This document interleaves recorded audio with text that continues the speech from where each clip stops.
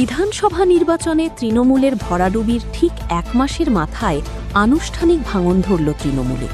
বুধবার পশ্চিমবঙ্গ বিধানসভায় বিরোধী দলনেতা হলেন তৃণমূল থেকে বহিষ্কৃত ঋতব্রত বন্দ্যোপাধ্যায়।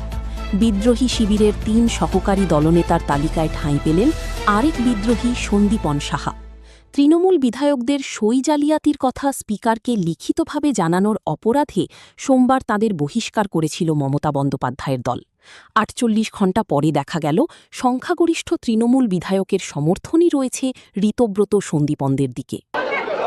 তৃণমূল কংগ্রেসের পশ্চিমবঙ্গ বিধানসভার অষ্টাদশ পশ্চিমবঙ্গ বিধানসভার তৃণমূল কংগ্রেসের যে পরিষদীয় দল, সেই পরিষদীয় দলে কোনো নেতা নেই, পরিষদীয় দল একটা টিম। কারণ আমরা এই মনোভাবের বিরুদ্ধেই লড়াই করেছি সবাই মিলে, যে কেউ নেতা কেউ ভৃত্য, এটা নয়, এটা গোটাটা একটা টিম।